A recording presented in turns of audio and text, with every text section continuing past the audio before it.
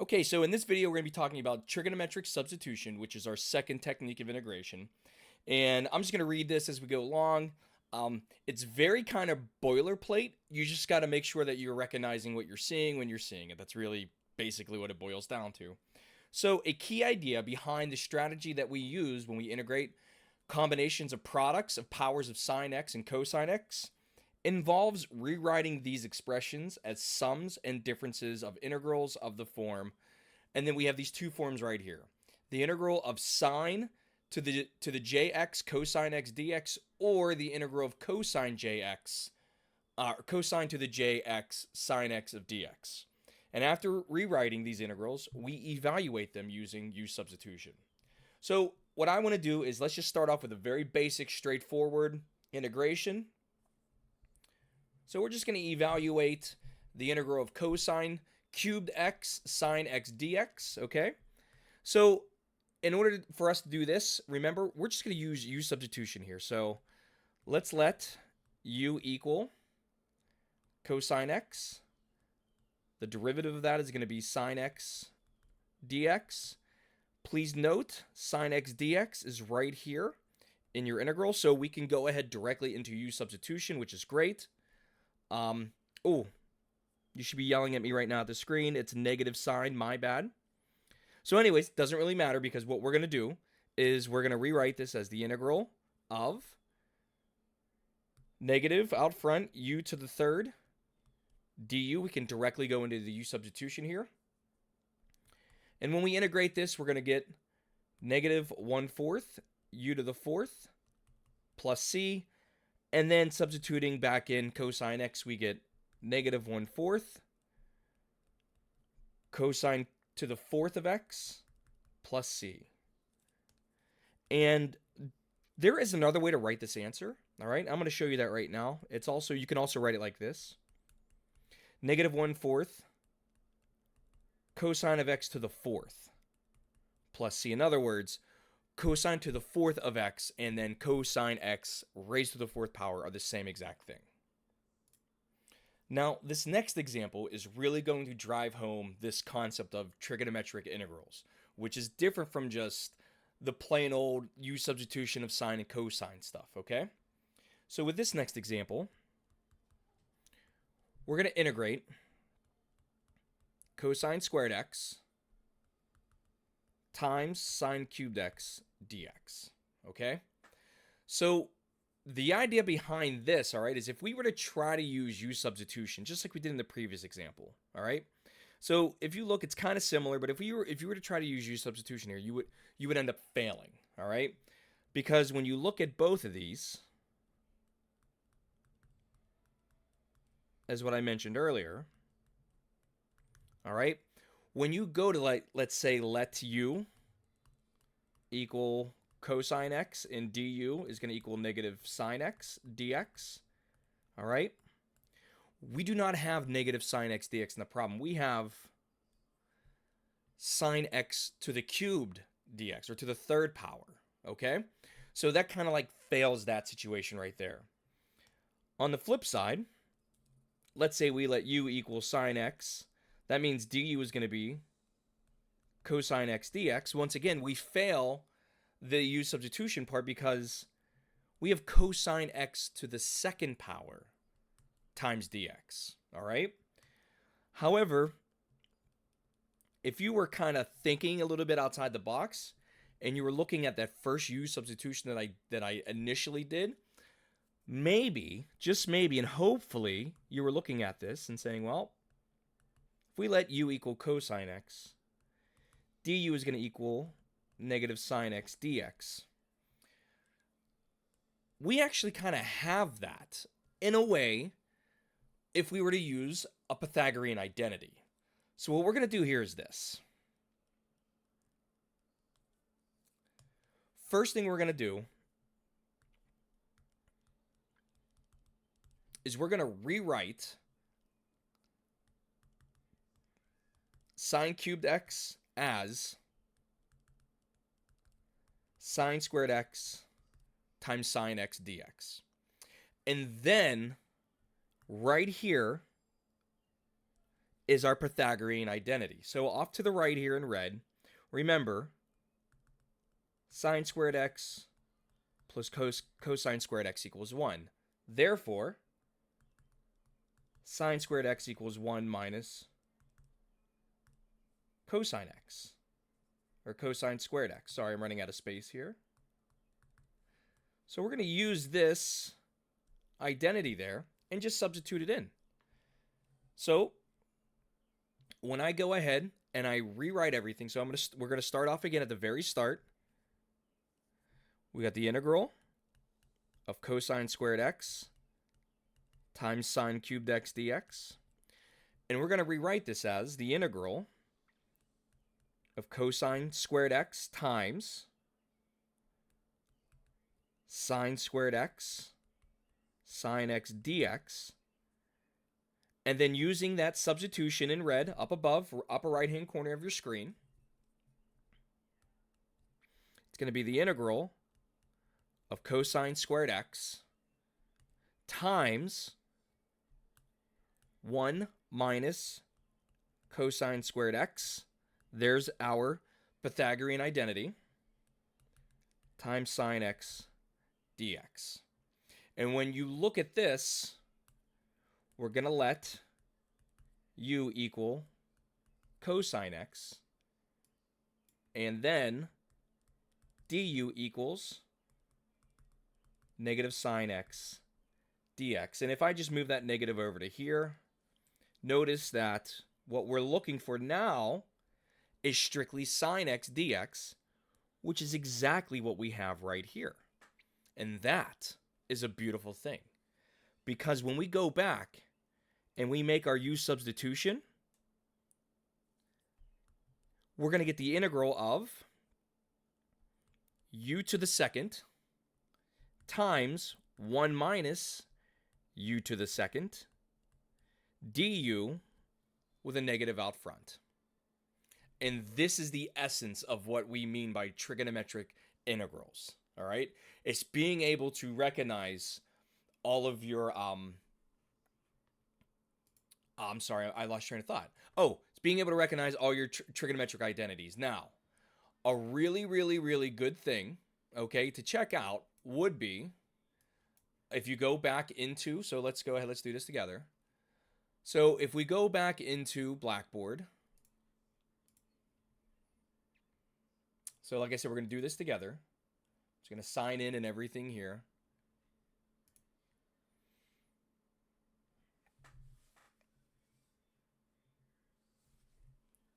All right, any day now, Blackboard. There we go. So we'll scroll down to our course. And just remember that underneath important forms in our cheat sheets, we do have a trig cheat sheet. And on this cheat sheet is going to be all of our identities that we're going to need. All of them. They're all here. So right here in the middle, on the right-hand side, is our Pythagorean identities. In fact, we'll just zoom in as much as we can here. All right? And this is exactly what I used right here in this example. All right? Now, you're going to be using this, all right, the Pythagorean identities. You're also going to be using the half angle formulas, all right? There's a couple more up here, all right? These are just, on an alternate form. So make sure you become familiar with some of these. Also, here are the sum and difference formulas right here, all right? So we're going to be using all of them, not every single individual one, but most of them, all right? So let's go back to our problem, and let's finish this problem out. So when we integrate this, first thing we're going to do is we're going to distribute to get u to the second minus u to the fourth du. And when we integrate, we get negative. We'll put the negative out front, and we get 1/3 u to the third minus 1/5 u to the fifth plus c. And finally, we're just going to distribute the negative and make our substitutions right back. So let's see, that's going to give us negative 1/3. And remember, you let u equal cosine. So this is going to be cosine cubed x plus, because remember, you're distributing that negative sign, 1/5 cosine to the 5th x plus an arbitrary constant. Now, this next example, we're going to pull in one of those trigonometric identities that we're going to need, okay? So this problem looks easy, but many students kind of struggle with it initially because you got to remember all those identities. What's nice, print up the cheat sheet. You can use that on exams, homework. I don't care. It's there. Life is not about memorization. It's about application. So here we go. Let's integrate sine squared x dx. Very famous problem. Every single Calc 2 course or Calc 1 course across the United States will do this problem. All right. So in order for us to evaluate this integral, notice that our gut says, oh, well, you just integrated. It's gonna be cosine or negative cosine, and that is not the case here, because you got to remember, this is really the integral of sine x to the second power. This is a composite function. It's a composite function, and u substitution is the composite function technique. However, what are you going to let u equal? Sine? Great. If you let u equal sine, oops, moving too fast.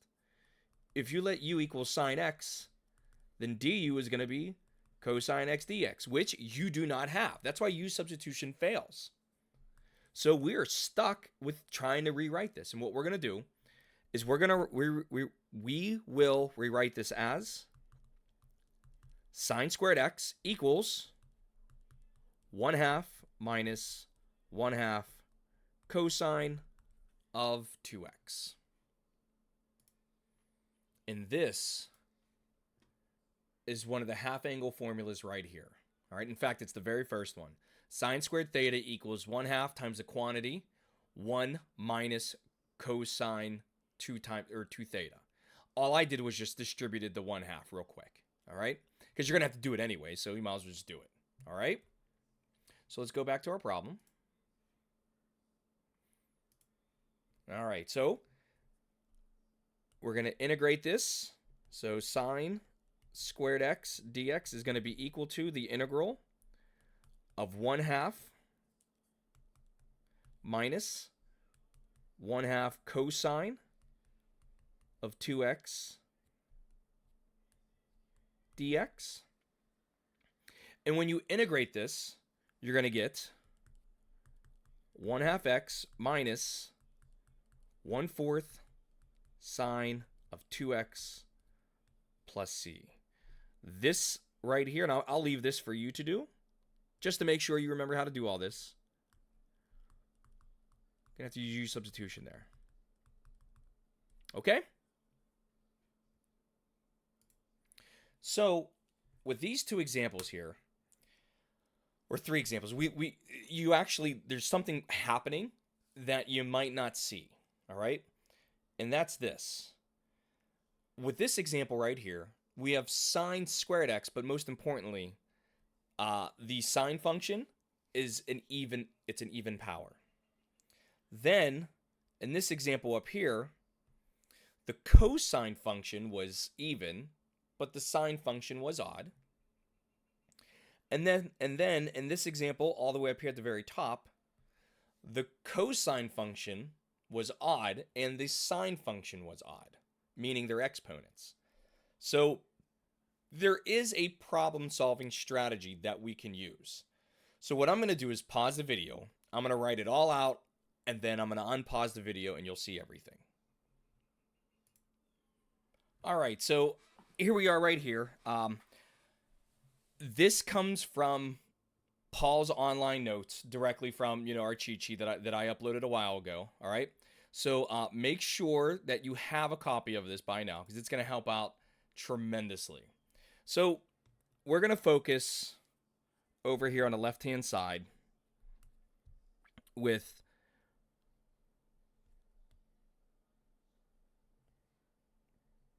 for the integral of sine n of x times cosine m of x dx, we're going to do the following. If n is odd, you're going to strip out one sine and convert the rest to cosines using our Pythagorean identity. Then use the substitution of u equals cosine of x. If m is odd, strip out one cosine and then convert the rest using cosine squared x equals 1 minus sine squared x, our Pythagorean identity. And then you're going to use u substitution for u equals sine of x. 3, if n and m are both odd, you can use either 1 or 2, doesn't matter.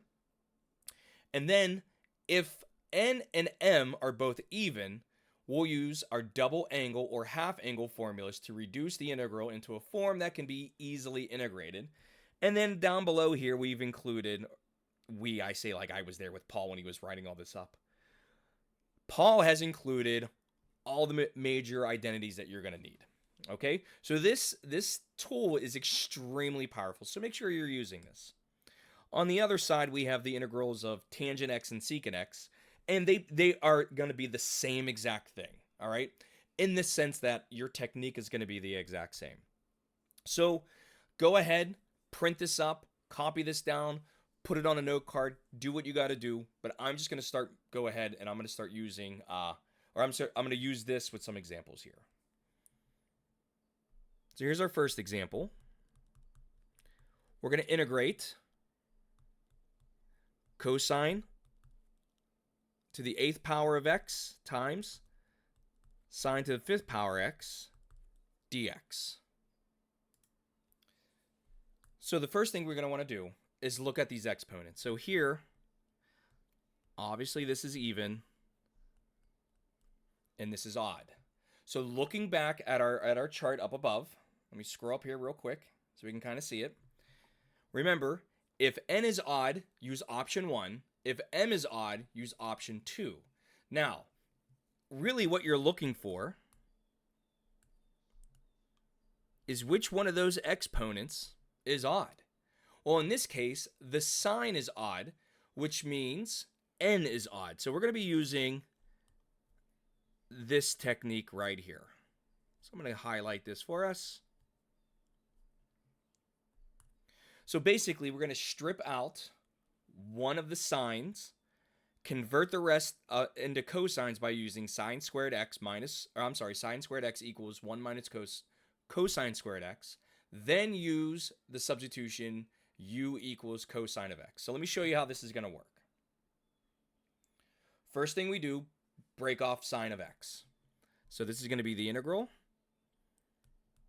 of cosine to the 8th x times sine to the 4th x sine x dx. This right here is what we broke off, okay? Next, we're going to rewrite sine to the 4th x as sine squared x raised to the 2nd power. So we get cosine to the 8th of x times sine squared x raised to the 2nd power, and we still have our sine x dx. Now, the whole reason why we did this is because, remember, and I'm going to scroll back up, it says convert the rest to cosines using this Pythagorean identity. So we needed to be sine squared x. That is why, that is why I took this sine to the 4th x and made it sine squared x raised to the 2nd power. Remember, sine to the 4th x is the same exact thing as writing sine of x to the 4th, which means I can, using my basic exponent rules, I can rewrite this as sine of x to the 2nd raised to the 2nd again, because when you have an exponent raised to another exponent, you multiply the exponents together. All right, back onto our problem. So now that we have sine squared x, we're going to go ahead and use that Pythagorean substitution.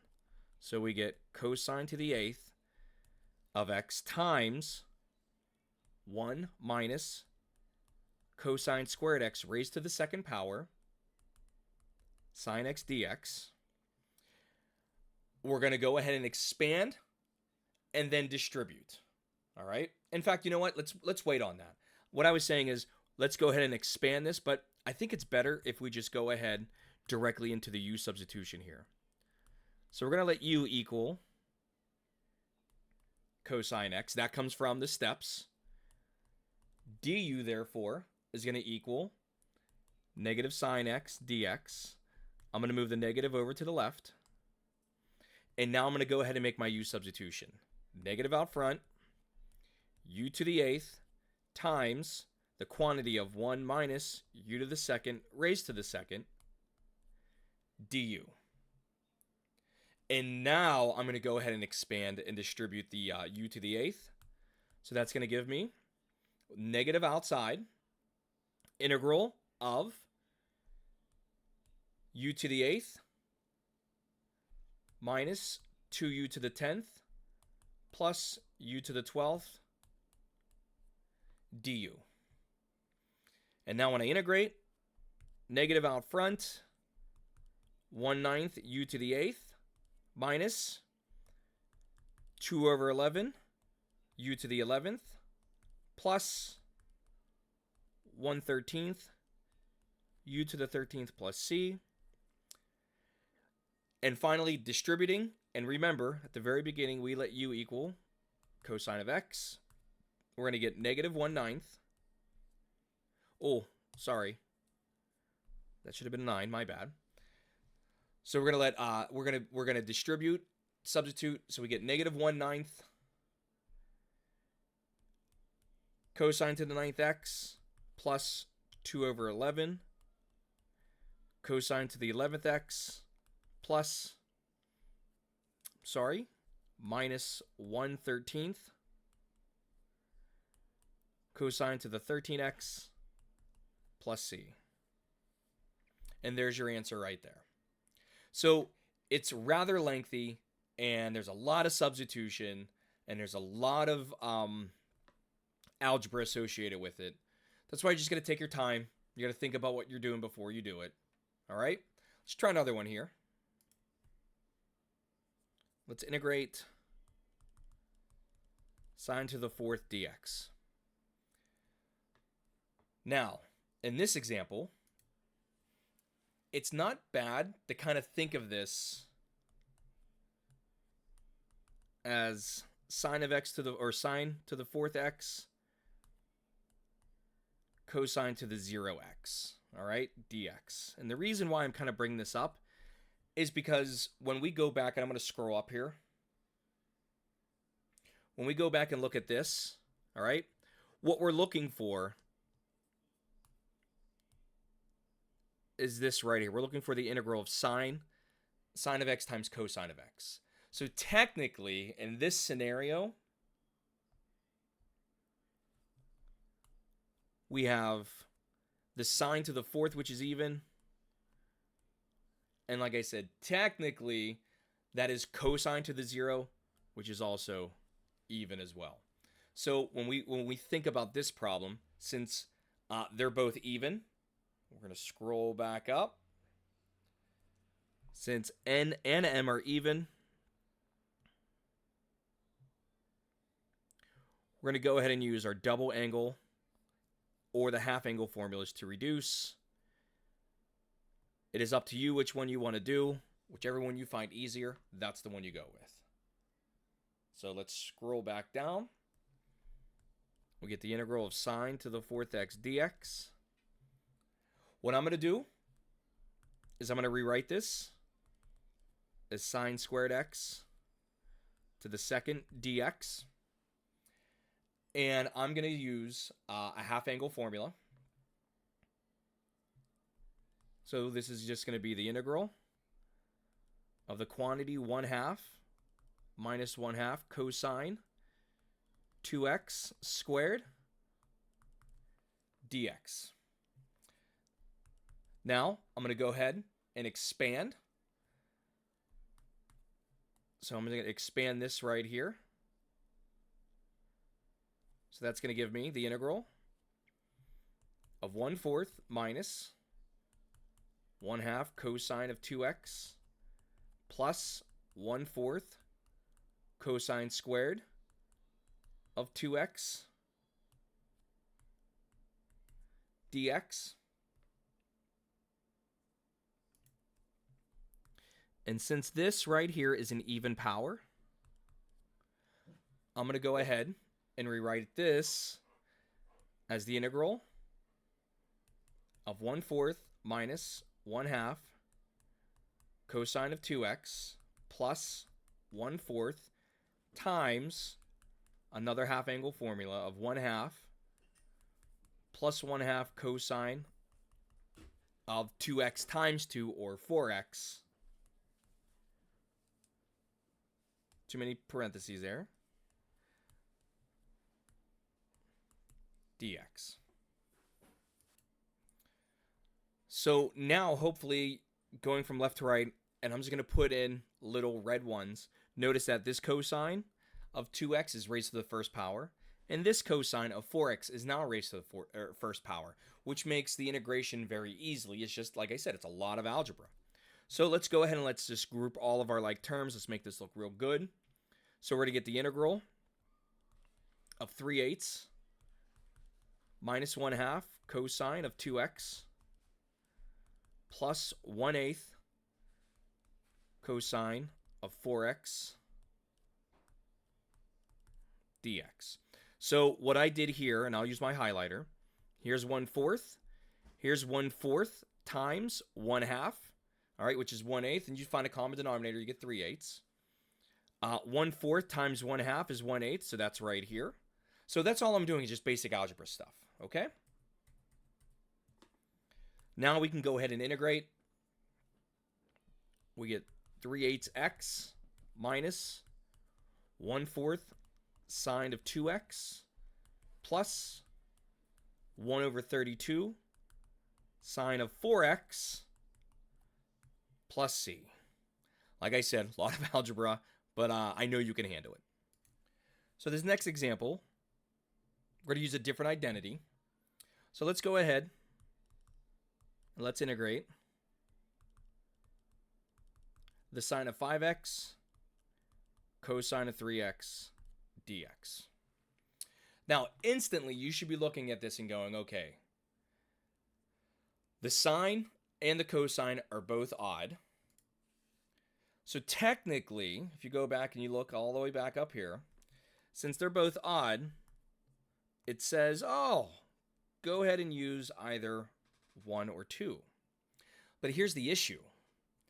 When you're looking at the integral of sine to the n x and cosine m to the x, notice those are just regular arguments for those sines and cosines. In other words, it's just letter x. What we have is something entirely different. We have, or what we could use here, all right, are going to be product to sum formulas. So if you go back to our little cheat sheet here, here are the product to sum formulas, all right? And if you remember, our problem is sine 5x cosine 3x. So we are talking right, oh, it's not going to let me. We're talking right here. So here is sine alpha cosine beta equals 1/2 times the quantity sine alpha plus beta plus sine alpha minus beta. So we're just going to apply this identity to our problem. Let's go back. So off to the right here, I'm going to go ahead and say, oops, let me write it in red. I thought I clicked on red. Sine of 5x cosine of 3x is going to equal 1/2 times the quantity sine of 5x minus 3x plus sine of 5x plus 3x. And distributing, combining like terms, I get 1/2 sine of 2x plus 1/2 sine of 8x. And this is the substitution that we're going to make over here. In fact, there you go. I like the way that looks a lot more. So the integral of sine of 5x cosine of 3x dx is going to equal the integral of Let's go ahead. Let's factor out the 1/2. It's going to give us sine of 2x plus the sine of 8x dx. And we're going to have to use u substitution on both of these. All right, so we're going to use u substitution here, u substitution here. So that's going to give us 1/2 times the integral of sine 2x is going to be negative 1/2 cosine of 2x, and then minus 1/8 sine of 8x plus c. And then when you go ahead and distribute, you get negative 1/4 cosine of 2x minus 1/16 sine of 8x plus c. All right, so let's finish this off with doing an integral using tangents and secants. So the integral of, let me write that nicer, tangent to the 6x times secant to the 4th x dx. All right. Now, I'm going to have to scroll all the way back up. So what I'm going to do is pause the video. I'm going to copy and paste what we need and bring it back down. All right, I'm back, and here we go. So in this scenario, both exponents are even. So let's just match them up. So n is even, m is even. So if n, let's see, if n is odd, well, that's not us. If m is even, well, secant is definitely even. And basically we get rid of those two, so this is going to be option number 2, which is strip 2 secants out and convert the rest to tangents using secant squared x equals 1 plus tangent squared x. Then we're going to use the u substitution of u equals tangent x. So let's go ahead, let's highlight that just so we can refer to it.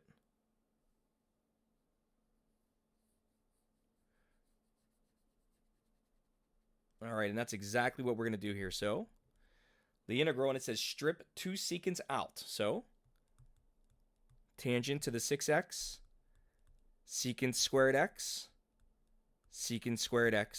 dx. So right here, I stripped out 2 of my secants. All right. Now, we're going to convert the rest of the tangents using secant squared x equals 1 plus tangent squared x. All right, so let's convert the tangents. So the integral of tangent to the 6x. And then we got 1 plus tangent squared x. There's secant squared x. And then I have this secant squared x dx. So remember, you're going to leave this out here. And the reason we're going to leave that out there is because we're going to let u equal tangent x, and then du is going to be secant squared x dx, which is exactly what we wanted in terms of u substitution.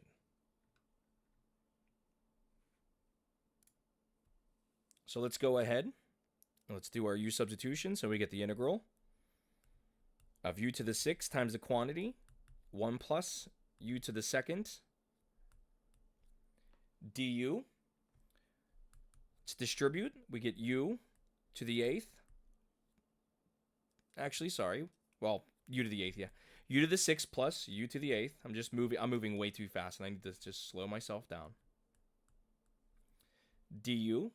And now when I integrate this, I'm going to get 1/7 u to the 7th plus 1/9 u to the 9th plus a constant. And finally, we let u equal tangent x. So 1/7 tangent to the 7th x plus 1/9 tangent to the 9th x plus our constant. And that's going to make it for this video. So I hope you found it informative. And just remember, just follow these steps to our technique. Let's go all the way back up. Here it is right here.